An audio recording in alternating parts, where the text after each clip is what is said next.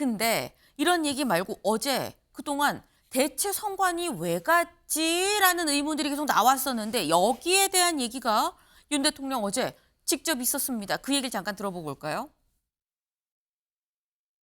차마 밝히지 못했던 더 심각한 일들이 많이 있습니다. 작년 하반기 선거관리위원회를 비롯한 헌법기관들과 정부기관에 대해 북한의 해킹 공격이 있었습니다.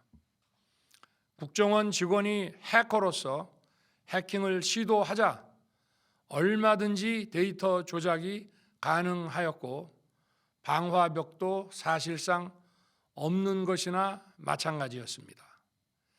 비밀번호도 아주 단순하여 1, 2, 3, 4, 5 같은 식이었습니다. 시스템 보안 관리 회사도 아주 작은 규모의 전문성이 매우 부족한 회사였습니다. 총선을 앞두고도 문제 있는 부분에 대한 개선을 요구했지만 제대로 개선되었는지는 알 수 없습니다. 그래서 저는 이번에 국방장관에게 선관위 전산 시스템을 점검하도록 지시한 것입니다. 네. 윤 대통령 어제 사실 그동안 얘기하지 않은 게 있었다. 그게 뭐냐? 선관위의 문제점이다라고 얘기를 하면서 얘기를 한 게 뭐냐? 선관위가 지금 해커에도 취약하고 상당히 좀 부정선거를 하려면 충분히 있을 수 있는 그런 위험한 상황이었는데 제대로 조사를 안 받으니까 어쩔 수 없이 계엄을 빌어서 국방장관한테 좀 조사를 해보라고 한 거다라는 게 윤 대통령의 얘기입니다. 최 교수님. 아니 선관위가 문제가 있으면 그 국방장관이 왜 그걸 합니까? 제가 정말 어이가 없음. 아니 세상에 그 선관위의 그런 시스템이 취약했다고 칩시다. 나중에 보완했다고도 해요. 하긴 하는데 그렇다고 부정선거를 믿는 건 뭐 대통령의 생각이니까 도저히 그것도 이해가 안 갑니다만 생각은 자유니까 할 수 있어요. 그럼 그거를 어떤 그 절차를 통해서 네. 더욱더 취약한 점을 보완했다고 하지만 그걸 못 믿겠다면 다른 방법을 통해서 그걸 다시 조사할 수 있는 거 아니겠어요? 네. 대통령의 주장은 그런 거잖아요. 헌법기관이기 때문에 수사하기가 어렵다 사실은. 영장 발부가 되게 어렵다는 그런 취지인 것 같아요. 따라서 도저히 조사하기가 어려우니 내가 가서 조사한 거다. 그게 계엄을 통한 네. 방법이 없으니까. 계엄을 통해서 국방장관을 하여금 조사를 시켰다 이런 얘기잖아요. 아무리 대통령 이해하려고 제가 노력을 해봐도 이 논리가 성립이 안 돼요. 그러면 문제가 있는 기관 다 계엄으로 합니까? 다 군이 이 헌법상의 기본적인 어느 정도의 그 통제를 통해서 대통령이 직접 군을 통해서 조사한다는 얘기잖아요. 어떻게 이런 생각을 갖고 있는지 차마 이해가 안 가요. 이거는 정말 더 이상 제가 아까 어느 신문의 사설을 인용을 했습니다만 상당 부분 동의한다고 제가 말씀드렸잖아요. 네. 근데 어떻게 이런 발상이 가능한지. 그러니까 흔히들 다 그런 얘기 하는 거 아니에요. 지금 부정선거 얘기가 얼마나 오래됐어요. 지난 총선만 하는 게 아니라 그 지난 대선, 문재인 대통령이 당선됐던 그때 대선부터 나왔던 얘기예요. 부정선거 얘기가. 네. 누구라고 거명은 안 했지만 다 아실 텐데 몇 명 사람들이 계속 지금 부정선거 해왔잖아요. 도저히 이해가 안 간다고 얘기했고. 선관위 얘기도 그거잖아요. 그게 취약점이 있다고 인정도 했어요. 나중에 보완했다고 하면서. 근데 그게 부정선거가 되려면 내부자의 조력이 있어야 되는 거거든요. 저도 옛날에 저기 그 선거 현장에 가서 참관인도 해보고 그랬어요. 아주 옛날에 말이죠. 네. 총선 때. 근데 그거 거의 불가능해요. 참관인과 여러 사무원들이 같이 조력하지 않으면 거의 불가능합니다. 근데 이거 뭐 내부 시설이 취약한 거하고 부정선거가 있었다라는 건 다른 거거든요. 근데 대통령께서는 지금 부정선거가 있었다고 확신하는 거예요. 그러니까 이제 군을 통해서 조사했다는 거 아니겠어요? 그러니까 그동안 과연 그럴까 했는데 이른바 극우 유튜버들의 말을 많이 믿는다. 네. 대통령이 그런 사람들의 그 방송을 보고 많이 그쪽에 따라한다는 얘기 많이 있었어요. 한간에. 어디까지가 사실인지 모르겠습니다만. 근데 그게 거의 사실 아닌가라는 게 거의 밝혀지는 거예요. 저런 게 어떻게 가능한 얘기겠어요? 아니 잘못이 있으면 위법한 게 있으면 다른 방법을 동원해야지. 헌법기관을 그래 그러면 군을 통해서 합니까? 이건 누가 봐도 논리가 맞질 않아요. 네, 정말. 네. 지금 최 교수님 말씀하시면서 어떻게 이해가 안 돼요. 이해가 안 돼요. 이 말씀을 계속 지금 반복을 하셨어요. 시스템이 취약하다는 얘기가 곧 부정선거라는 얘기인 것이냐. 설혹 그런 의혹이 있다고 해도 꼭 계엄이라는 방법을 통했어야 되는 것이냐. 나는 이해가 안 간다라는 게 말씀이셨어요. 근데 일단 시스템이 취약한 게 맞다라고 선관위가 인정을 하긴 했죠. 근데 뭐라고 얘기를 했느냐. 다음 기사 볼까요? 윤 부정선거 인식에 상관이 본인 대선 당선 부정하는 거다라고 얘기를 했습니다. 입장 같이 보겠습니다. 상관위에서 어제 윤 대통령 담화 직후에 뭐라고 입장을 냈느냐. 선거 과정에서 수차례 제기된 부정선거 주장은 사법기관 판결을 통해서 모두 근거가 없다고 밝혀졌고 부정선거에 대한 강한 의심으로 인한 의혹 제기는 자신이 대통령으로 당선된 선거관리 시스템에 대한 자기 부정 아닙니까? 라고 얘기를 했습니다. 본인의 대선 당선도 지금 부정하는 겁니까? 라는 얘기예요. 근데 이렇게 되면 윤영걸 대표님 네. 사실 대선 때 0.7%포인트 차로 이긴 거거든요. 그럼 선거 부정이 없었으면 뭐 더 큰 폭으로 17%, 27%로 이겼을 수 있었을 거다라는 게 윤 대통령의 생각인 걸까요? 그렇죠. 뭐 사석에서 그런다잖아요. 선거 부정이 없었으면은 10% 이상 이길 수 있었는데 선거 부정 때문에 0.73%밖에 못 이겼다고. 근데 어제 한 거 중에서 담화문 중에서 제일 이해 안 가는 게 저 부정선거 문제입니다. 저게 어떻게 그 의심만 갖고 얘기할 수 있는지. 선관위도 그동안에 압수수색 많이 얼마든지 할 수 있어요. 헌법기관이라 물론 뭐 판사들이 선관위 많이 있으니까 가제는 개편이라고 영장이라든지 뭐 수사에 좀 잘 안 해주는 거는 있죠. 하지만 수도 있겠죠. 얼마든지 이거 네. 수사할 수 있고 다 할 수 있고 또 아까 최 교수님 말씀하셨듯이 내부에서 조직적으로 다수가 부정선거에 개입하지 않으면 할 수 없는데 여태까지 그런 게 나온 적이 없어요. 이게 부정선거가 이게 보수를 망하게 하는 겁니다. 과거에 황교안 총리도 이거 부정선거 한다고 계속 떠들었는데 일부 저 강성 보수들이 자꾸 부정선거 얘기할수록 보수가 흔들려요. 그래서 이 부정선거에 대통령까지 저렇게 오염됐다는 거는 정말 걱정이 아닐 수 없죠. 지난 총선은 부정선거 때문에 진 게 아니고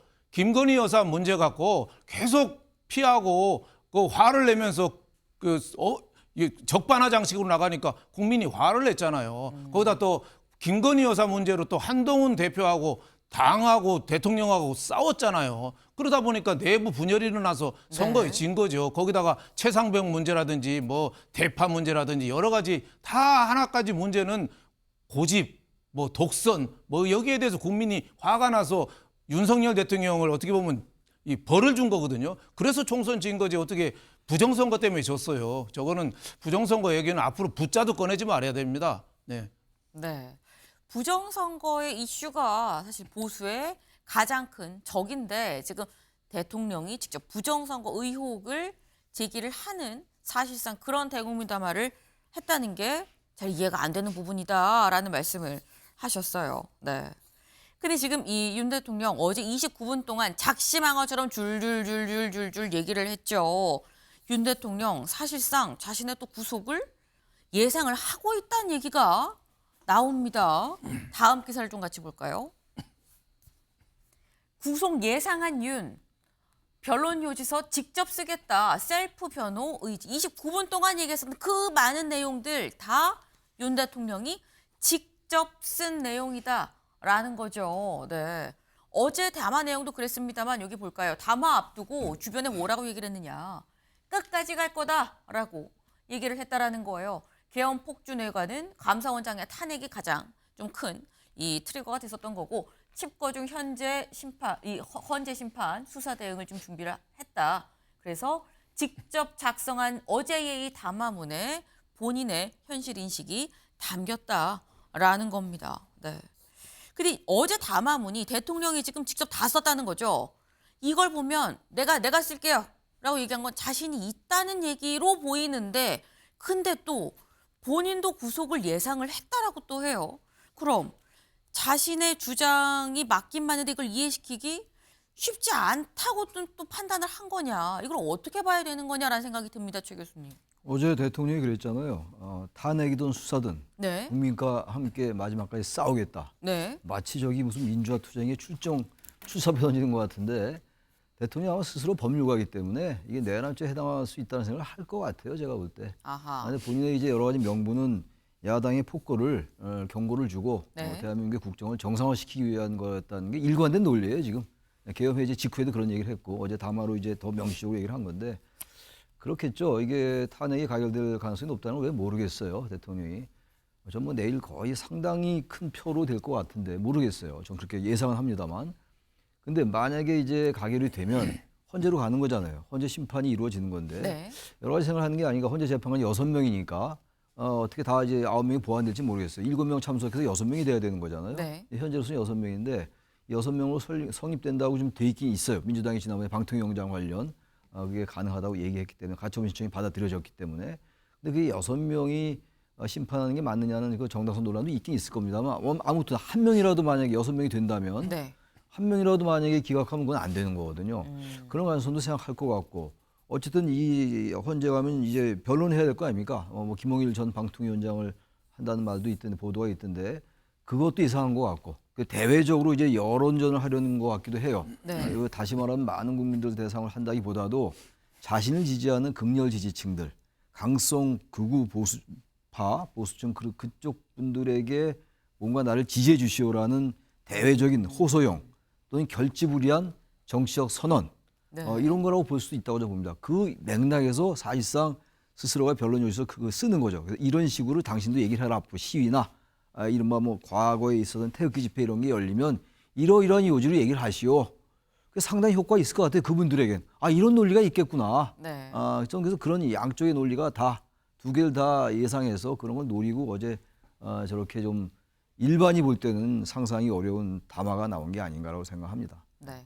본인도 검사했었기 때문에 그렇기 때문에 아마도 본인이 구속이 될 수도 있다, 죄가 성립이 될 수도 있다라는 거를 알지 않았겠느냐 하지만 본인을 지지하는 지지층한테 어떤 이 메시지를 주는 차원도 있지 않았을까라고 생각을 하신다라는 거예요. 근데 어제 담화를 저희가 좀 얘기를 했습니다만 요 기사 보면 요 끝에 요런 부분이 있습니다. 지금 이 계엄이 선언되기 직전 상황이 나와 있어요. 뭐냐? 대통령실에 도착해 상황을 파악한 정진석 실장을 얘기를 하는 거죠. 정진석 실장이 윤 대통령한테 이러시면 안 됩니다라고 만류를 했는데 윤 대통령이 매몰차게 정 실장은 빠지십시오라고 응수했던 것으로 전해졌다. 그러다가 김용현 전 국방부 장관이 등장을 해서 정 실장이 김 장관한테 이게 뭐 하는 겁니까? 라고 소리를 버럭 질렀는데 여기에 대해서 김용현 당시 장관이 오히려 정 실장을 노려보며 계엄해야죠 라고 맞받아쳤다라는 거예요. 뭐 이게 뭐 전원이죠. 지금 흘러나오는 얘기인 겁니다. 근데 당시 상황을 지금 한 걸 보면 사실 지금까지는 윤 대통령 막 직접 전화를 하고 3번 전화하고 어디까지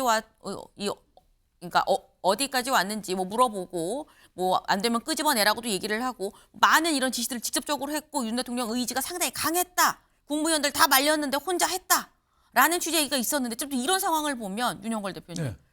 또 김용현 당시 장관도 전혀 옆에서 가만히 서 있었던 것 같지는 않다라는 생각이 좀 들기도 하고요. 그러니까 지금 전체적인 모습은 윤 대통령이 김용현 전 장관 충안고등학교 1년 선배잖아요. 네. 그분 둘하고 깊숙이 논의를 한 것 같고 그 둘과의 그 교류하에 또 사령관이나 군 쪽, 경찰 쪽에 사전 연락도 좀 어느 정도 하고 준비 태세를 갖추고 미리 뭐 서너 시간 전에 대기하라는 얘기도 하고 한 네. 거는 김용현 전 장관이 직접 한 거 아닌가 이런 생각이 들어요. 그래서 뭐 며칠 전엔 자살 시도까지 한 게 김용현 전 장관이 그만큼 이 부분에서 디테일하게 연결이 돼 있던 거죠. 청와대 아니 대통령실에 그 비서실장이라는 정진석 실장도 그날 계엄 발표하는 날 어디서 저녁 먹고 있다가 네. 이상하다고 들어오라고 그래서 들어와서 알았다는 거 아니에요. 그러니까 이게 비상계엄이면 얼마나 중요한 겁니까? 그러면 그렇죠. 좀 논의도 거치고 국무회의도 진짜 체제를 갖춰서 좀 열어서 심의도 하고 의견도 드려야 되는데 그거 없이 일사천리로 두 사람이 그냥 해버린 거예요. 불쑥 엉성하게 블랙 코미디처럼. 그래서 우리나라가 이렇게 경제, 안보, 정치 이렇게 흔들리는 거예요. 그러니까 얼마나 개탄할 수가 밖에 없죠. 그래서 빨리 내일 저는 탄핵 결론이 나잖아요. 네. 어떤 식으로든지 빨리 결론을 내가지고 국가 비상사태인 것만은 없어야 된다. 그리고 내친 김에 야당도 빨리 이재명 대표도 네. 너무 대통령 벌써 흉내 내고 대통령 놀이하지 말고 한덕수 총리 같은 사람도 만나서 우리 안보에 대해서는 손 한 번 맞춰서 같이 가자. 뭐 이런 식의 좀 뭔가 진전된 모습을 보여야지 야당도 제가 보기에는 너무 문제가 많아요. 네. 네. 지금의 이 불확실성을 좀 빨리 해소를 해야 된다. 뭐가 됐든지 간에 좀 빨리빨리 좀 이 결론이 나야 되는 거 아니겠느냐라는 말씀을 하셨습니다. 근데 어제 윤 대통령 사실 이 계엄을 선언하고 그동안 계속 이 관제에서 칩거하고 있었죠. 근데 칩거하던 윤 대통령 오랜만에 용산 대통령실로 좀 출근을 했다 그래서 오늘 뭐 있는 거 아니야? 라고 이목이 집중이 됐었는데 예고 없이 대국민 담화가 바로 이어졌었습니다. 근데 담화가 끝나고 이것도 했다고 해요. 다음 기사 볼까요? 대통령 국무회의 재가로 권한 행사. 김용현 후임도 재물색입니다. 네. 사실 이 매주 화요일에 이 국무회의가 있죠. 근데 국무회의에서 한덕수 총리가 주재로 국무회의가 열렸었고 여기에서 42개의 안건이 올라갔습니다. 마지막 대통령 재가만 남아 있었던 상황이었었는데 어제 출근해서 이 담화 끝나고 이 안건들도 다 재가를 하면서 대통령의 권한을 행사를 했다라는 겁니다. 네. 뿐만 아니라 지금 이 현재 김용현 전 국방장관이 이 사의를 표하고 이 면직안을 재가를 했죠. 그리고 이 공석인 자리에도 후임자를 지금 임명을 하려고 고민을 하고 있는 거다라는 거예요. 근데 이 얘기는 최 교수님, 네. 나 앞으로도 계속해서 대통령으로서 권한을 행사할 거다라는 얘기 아닙니까? 물론 이제 어제 담화에 분명히 드러났고 네. 지난주 12월 7일 담화는 그건 마음이 없던 얘기였죠. 당장 그날 저녁에 이제 이제 표결이 붙여지니까 네. 그 위기를 모면하려고 전혀 마음이 없는 성명을 담화를 한 거예요. 당의 모든 걸 당이 임한다고 일임한다는 했잖아요. 것은. 그리고 임기를 포함하여. 네. 그 얘기는 이선에 후퇴해야 한다는 얘기였거든요. 근데 전혀 아니라고 이제 바로 며칠 만에 말을 완전히 뒤집은 거란 말이에요, 어제. 그러니까 당연히 저거는 그 논리의 연장에서 볼 때 대통령 행동이 저 논리로 가는 거예요. 당연히 행사하는 거지. 그리고 또 하나 막을 길도 없어요. 대통령이기 때문에 현재 대통령의 담화나 이런 걸 우리가 비판합니다만 네. 대통령 지금 유지하고 있다고요. 저건 막을 얘기도 없어요. 그래서 따라서 지난주에 한동훈 대표나 이런 분들이 이선 후퇴 받아들인다. 그 한 회담 담화라는 거 12월 8일 날. 그것도 대단히 좀 이상하게 봤어요. 어떻게 이선 후퇴를 얘기할 수 있을까? 일단 직무를 정지시켜야지. 너무나 위험한 상황이잖아요. 근데 그게 아니라는 게 드러난 거예요. 대통령 그런 마음이 없었던 겁니다. 네. 그날 12월 7일 날 표결에 대해서 탄핵 부결을 끌어내기 위한 대통령의 마음 없는 담화가 바로 그 담화였고 그게 이제 어제 담화로 드러났고 대통령이 권한 행사하는 겁니다. 아마 탄핵 만약에 내일 네. 가결될 것 같으면 가결 안 되면 계속 유지하는 거예요. 대통령이 유지하고 국군 동수건 당연히 행사하는 것이고 장관도 임명도 하는 거고 그런 거예요. 김영우 후임도 물색한다는 거 아닙니까? 네. 전 그래서 이거는 빨리 직무를 정지시키지 않으면 대한민국의 불확실성은 더욱더 증가한다. 네, 그렇게 말씀드립니다. 네. 네. 지난 7일에 있었던 담화는 탄핵안 표결을 부결시키기 위해서 했었던 것이지 사실상 진정성이 담기지 않았고 어제 담화를 보면 알 수 있지만 앞으로 계속 대통령으로서 권한 행사하겠다는 얘기 아니겠느냐라는 건데 근데 그렇다고 한다면 어제 사실 국회 본회의에서 뭐가 통과가 됐느냐 다음 기사를 좀 같이 보시죠. 윤, 내란, 김건희 특검법 거부권 행사 가능성 14일 탄핵 결과가 변수다. 어제 국회에서 내란 특검법 그리고 김 여사에 대한 네 번째 특검법이 또 통과가 됐습니다. 근데 그렇다고 한다면 여기에 대해서도 윤 대표님 네. 앞서서 뭐 국회 이 국무회의 넘어온 거 다 제가 했거든요. 이것도 거부권까지 행사를 하는 거냐라는 얘기가 나올 수 있어요. 그게 좀 애매모호하죠. 네. 만약에 내일 탄핵 통과가 되면 업무 네. 정지가 되고 한덕수 총리가 대통령 권한 대행을 하거든요. 네. 그러면 대통령 권한 대행이 거부권을 행사할 수 있겠느냐 이런 문제가 있죠. 만약에 오늘 뭐 밤이나 뭐 내일 토요일 날 아침에 뭐 국무회의 열어서 할 수는 있을 텐데 국무위원들이 그렇게 지금 호락호락 그렇게 될까요? 인원도 많이 빠지고 어수선한데 그 거부권에 그 국무위원들이 국무회의에서 그 안건을 올려서 심의하자고 할까요? 제가 보기에는 좀 어수선한 가운데서 그냥 어떻게 보면 거부권 없이 그냥 갈 가능성도 상당히 있지 않느냐. 아하. 한덕수 총리가 만약에 권한 대행이 되면은 그걸 거부권을 행사할 가능성은 저는 별로 보이지 않는다 이런 윤 생각이 좀 대통령이 듭니다. 직접 이걸 거부할 가능성은 없다. 시간이 너무 애매하다는 거죠. 지금 오늘이 벌써 금요일이고 네. 내일 또 탄핵 투표를 그렇기 하는데 때문에. 부랴부랴 국무회의 소집해서 하는데 이게 제대로 되겠느냐. 뭐 지금 대통령이 어떻게 보면 고립무원이거든요. 어제 네. 그 담화문 발표하는 것도 이 팩트조차 검증이 안 되고 혼자만 있는데 국무위원들을 모아서 다시 하기가 쉽겠느냐. 저는 그래서 거부권 행사가 좀 어려울 가능성이 좀 높다 이렇게 보고 있습니다. 네. 지금 모든 게 이럴 가능성, 저럴 가능성으로만 지금 얘기를 하고 있는 상황이죠. 모든 게 불확실한 상황이 계속 이어지고 있습니다.